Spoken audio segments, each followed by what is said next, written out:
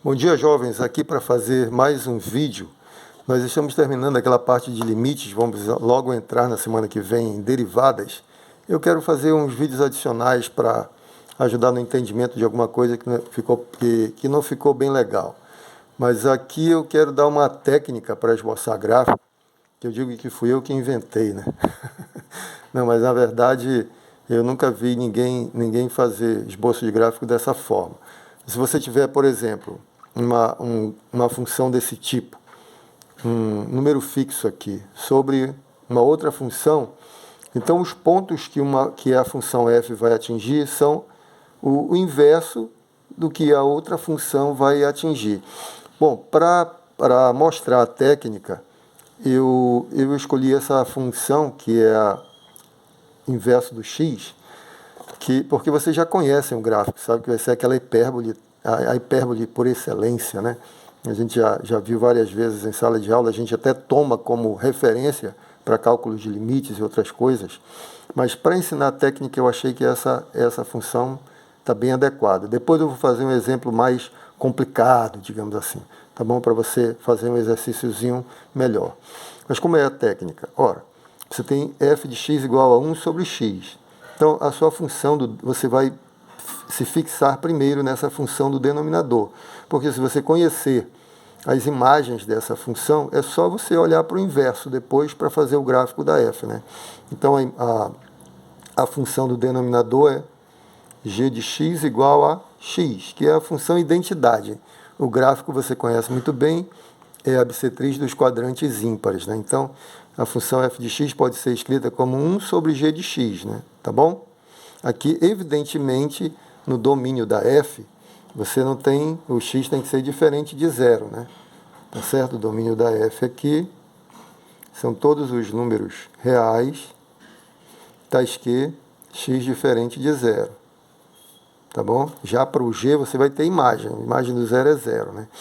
Então, você, ao invés de esboçar o gráfico da f, que é o que a gente quer no exercício, você vai e esboça o gráfico da g, que é muito mais simples, né? Como é que é o gráfico da g? Vamos colocar aqui, gráfico da g. Vamos caprichar nesse exemplo para você entender bem a técnica. Aqui você tem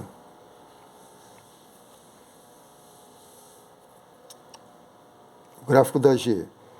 Você tem a imagem do 1 é 1, a imagem do 0 é 0, a imagem do 2 é o 2, né? Tá, então aqui você tem 0, 1, 2, e aí você traça o gráfico da função. Vamos fazer para baixo aqui também, para ficar bem bonitinho. 2, não sei se vai ficar legal aqui, mas até o 2 aqui. Então você tem aqui o gráfico da função, vou traçar bem de leve, porque não é esse que nós queremos, né? Esse é o gráfico da g, que é a função g de x igual a x. Então a imagem de um número é ele mesmo, né? A função é identidade, você está se olhando no espelho aqui. Então, imagem do 1 é 1, imagem do 2 é 2, a imagem de menos 1 é menos 1, a imagem de menos 2 é menos 2, tá certo? Menos 2 aqui, e por aí vai. Agora nós queremos ver qual é o gráfico da f. Olha só. Então, como a f é 1 sobre g, né, isso aqui é 1 sobre g, 1 sobre g, não vou colocar para não coloquei muito perto aqui, é 1 sobre g. Então as imagens vão ser sempre o inverso, em todo ponto o inverso da imagem da g, não é? Aí você vem aqui, eu vou fazer de vermelho. A imagem da f aqui é 1. Então, qual vai ser a imagem da G é 1. A imagem de 1 pela G é 1. Qual vai ser a imagem da F? O inverso de 1, que é 1. Tá certo? Aí eu já marco esse pontinho. Aqui, imagem do 2 é 2. Qual vai ser a imagem da F? Vai ser o inverso de 2, que é meio. Vai dar bem aqui, ó. Tá vendo? Aqui no meio. Vamos pegar o meio. A imagem do meio é meio. Qual é o inverso do meio? 2. Então, tá para cá. Aí você já percebe que a coisa vai ficar nessa forma.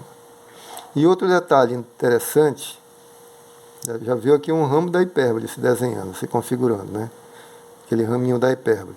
A outra coisa que é interessante, na G, quando você se aproxima de zero, deixa eu colocar o zero aqui, quando você se aproxima de zero pela direita, as imagens na G vão se aproximando de zero pela direita, por valores positivos. Então isso significa o quê? Que a função vai ser muito grande e positiva, ou seja, vai tender a mais infinito. Olha só, né? Você vê que a coisa é bem delineada, né? Tá bom?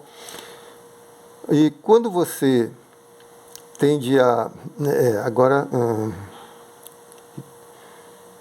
agora veja bem. A f. Bom, quando você faz o x crescer infinitamente, a sua função g vai crescer infinitamente, né? Vai crescer infinitamente.